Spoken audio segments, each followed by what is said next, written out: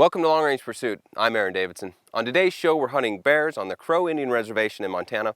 This is a spot and stalk hunt in some really rugged terrain, canyon country, way up high in the mountains. We have some spring weather, so any long shot that we have to make, we're going to have to deal with some wind compensation. On today's shooting tip, we're going to discuss the crosswind component of your wind velocity vector. We have two tags. Mike and I are both hunting, and we're both holding out for some big bears.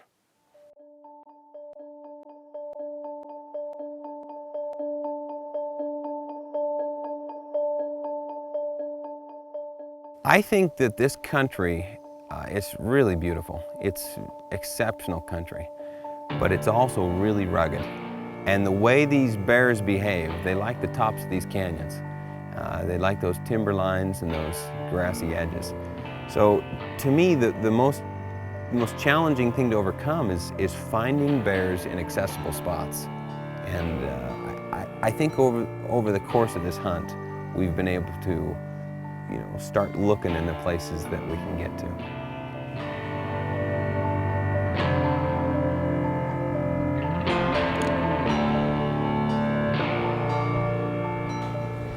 It's really cool country. We've got tons and tons of these canyons. So it's a matter of just getting to the canyon edges, glassing. We're just hiking along this edge right here, trying to catch some bears out this morning.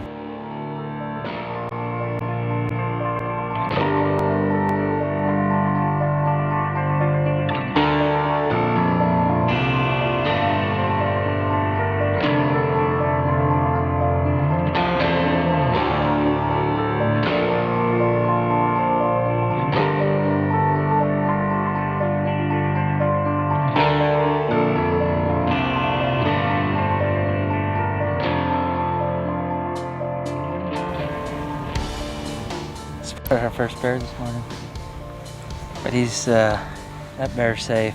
He's about 2 canyons over. I don't think I want to walk over there for him. Looks like a pretty good bear though. First one of the day, so we got some pretty good hopes. So.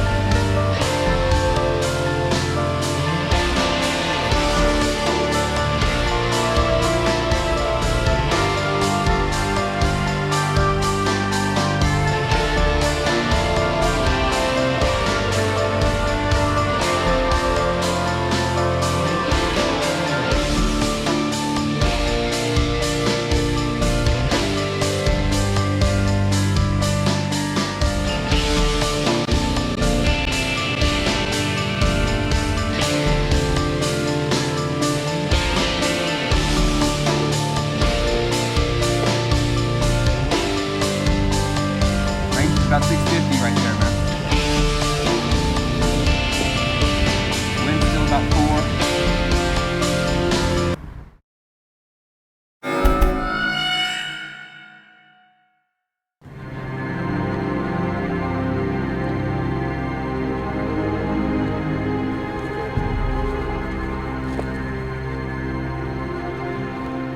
Range is about 650 right there, man. Wind's still about 4.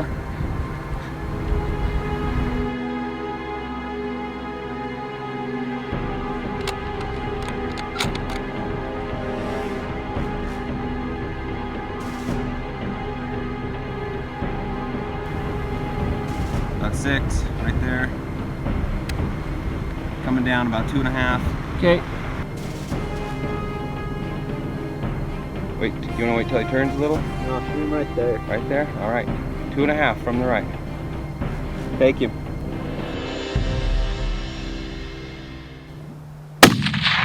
There you got him. Where'd you hit him, James? Left front shoulder. Right, smoked him. Hold for Nice shot, buddy. Get down. 2.5 mile an hour wind. Ah! Congratulations, bud. Yeah, right. From there. Put him down. How far? 650. 650. Had about a 2.5 mile an hour wind coming up this canyon. Beautiful chocolate bear. Well, that wind kept switching like that. Oh yeah. Heck, it'd be Sweet. 15 mile an hour and then it'd be nothing, so. He's down, baby. He's down.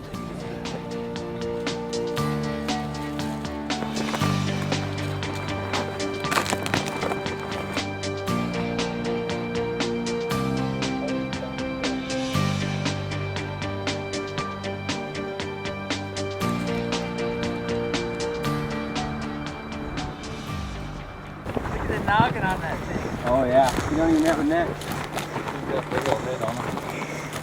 Wow. Look at that monster. Mike's got something about shooting bears with nice hair. Look at the noggin on this thing, man. Woo! Thanks, guys. Yep. Good spot. Well, Thanks, bud. man. There Right you go, on. buddy. That one will make him out. Yeah, well, What's he got for claws? pretty good. Your boy's not gonna get those, is he? Nope. No. We'll have to find him a different one. Look at that. Rooting around. No kidding. Sweet. Well, that's why we shoot long-range guns, man. If we would have tried to stock up on that bear, as slow as Mike is, it would have taken us an hour to get over here. Holy smokes, look at the neck on that thing. Oh, sweet. Great bear.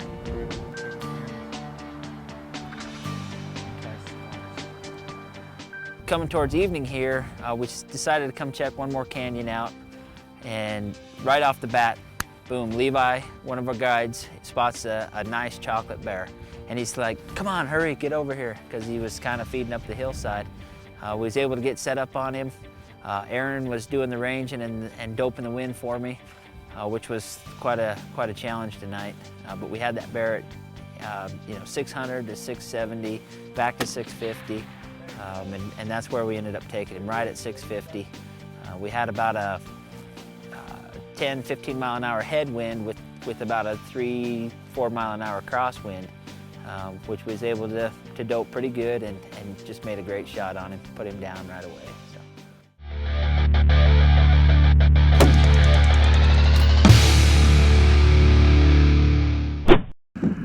A ballistic turret is calibrated in the yards to your target.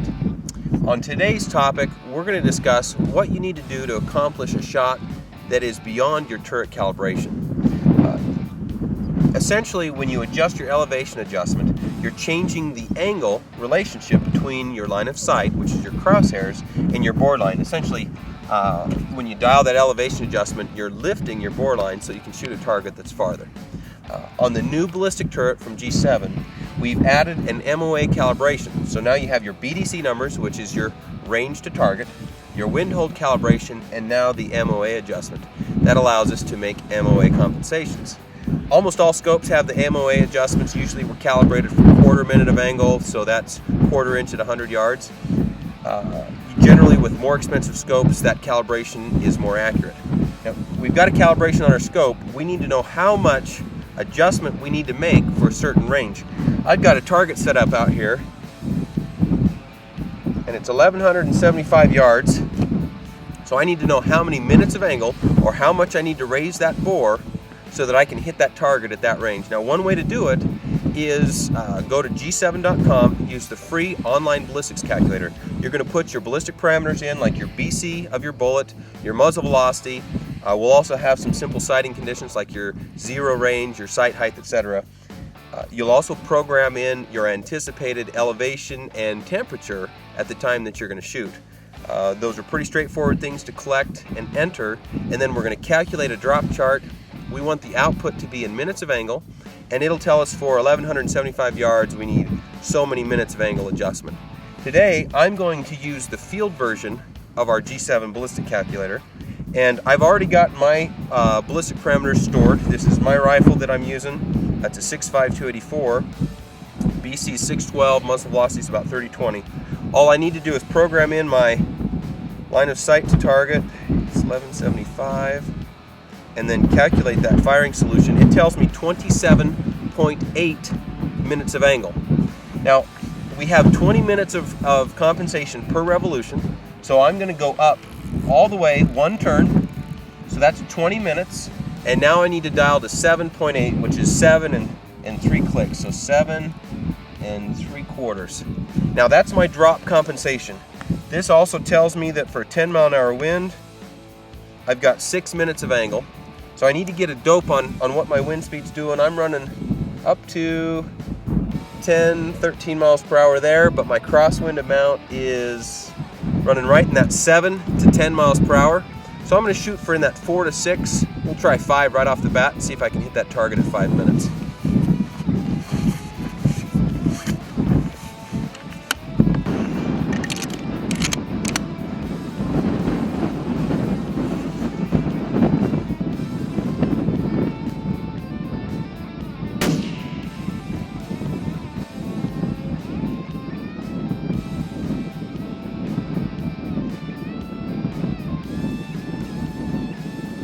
Well, that was 6 minutes of wind.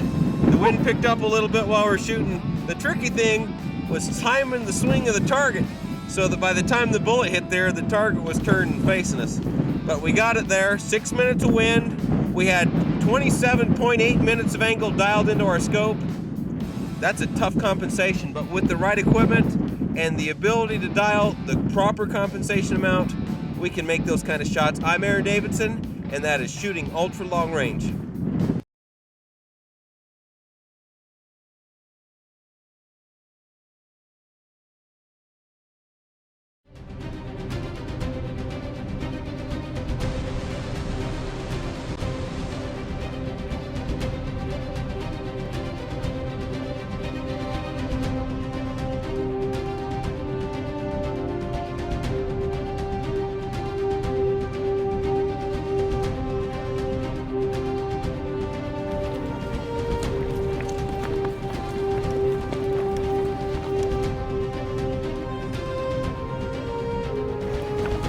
Mike, throw me that bag.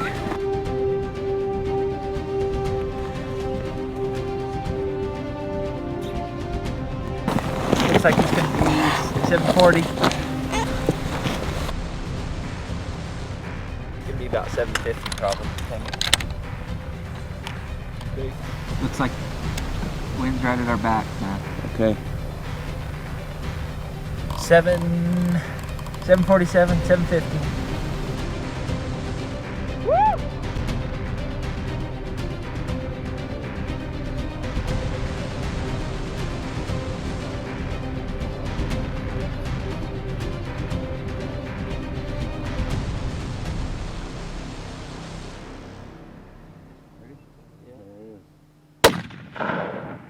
Oh. Yeah! Woo! Woo! Nice shot! Whoa. Nice shot, bro! That was awesome. Good shot. Thank you. Right, perfect. Right in the shoulder, man. That's why Aaron always holds out, because he gets those big shots at the end. Whatever. Gets me to shoot those little ones. I thought no way we were going to be able to top that smoker bear you shot yesterday. That thing was awesome.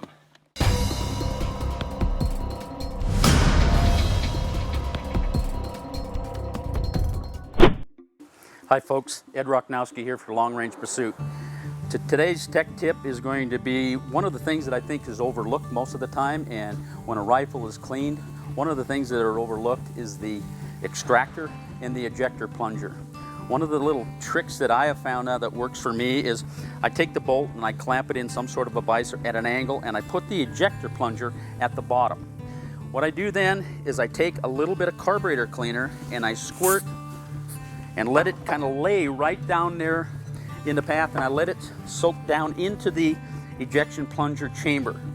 And what that does is it kind of softens up the crud and everything, because after a number of rounds through this weapon, you'll find there'll be microscopic particles of brass that will start to go in there, and it will inhibit the ejector plunger from working freely. After that, you let that set for a while. What you do is you take some device, whether it be a screwdriver, and you work that up and down to make sure it's free. And as you work it up and down, give it another shot of carburetor cleaner, and you'll find, if you look real close, there'll be some bubbles come out. And what that is we've got some fluid down here and we're causing a hydraulic action, and as we push the ejector plunger down, it's forcing the fluid out. And with the fluid comes some of the foreign material that we're trying to get out of there. Now, once you do that and you get that good and free, I take the bolt out of the vise, tap it, and I usually let it set for 4 or 5 minutes to let everything drain out of there. Once that's all drained out, I reinsert it into the vise the same way, but this time I take some lubricant. I put a couple of drops of oil on it, and I fill that trough down in the bottom there. I let it set for a minute, and then again, taking a small device, I work the ejector plunger up and down, and again, you'll see some bubbles come out. And what I'm doing is I'm allowing enough oil to get down in there, but in the same token, when I push that down, up and down a number of times, you'll find that the hydraulic action will push most of the oil and any other foreign material out of there, and at the same time be lubricating it. This is one of the things that's very much overlooked. Now, if you have a Sacco type extractor in a bolt face, you can do the same thing on the plunger over on it. On the other side, this one here does not have a Sacco type extractor, but it has a plunger in it. You can do the same thing there. Again, I take the bolt, I stand it up, and let the excess drain out of it, and you're ready to rock and roll. I'm Ed Rocknowski, and that's your long range tip of the week.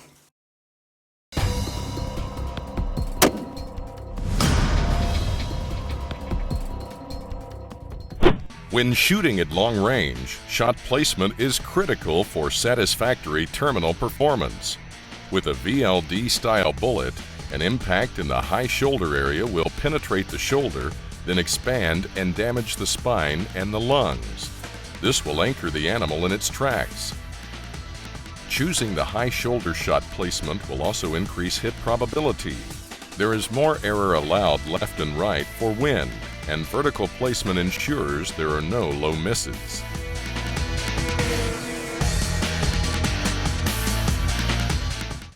Nice little rock shelf. We had them at 1,000 yards up there, and we're like, that's a little far. Bust out here in the canyon, had one little rocky point, put us right at 750. You can do that. You can do that. Let's go check out that bear.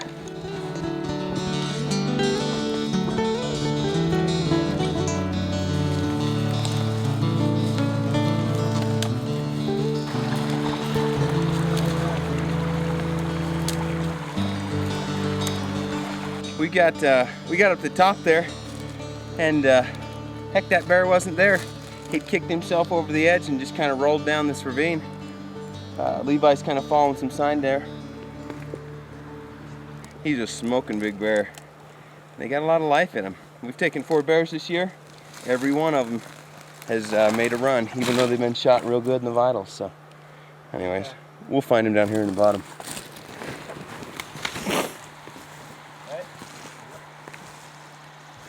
Got some more blood down there? Yeah, I got some dragon marks right here.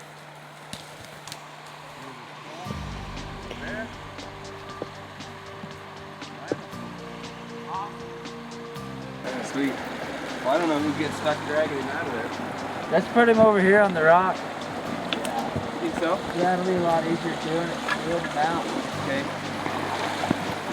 Nice old noggin on that thing. One, two. Man, big old bear. Holy smokes! Man, he's a pig. Look Little at him. fat Just a big roly old poly. ball of fat. That's awesome. Nice. Hey, look at this. I mean, he ain't rubbed nowhere. Look at that, broke a canine off over there. He's pretty old there. Yeah. Oh Hey, yeah. Put it up here, Sweet. man. Good bear. That's what we came for, huh? Just like that. Real good hair. Look at that neck. He ain't got no neck. Oh yeah. Sweet. It's about.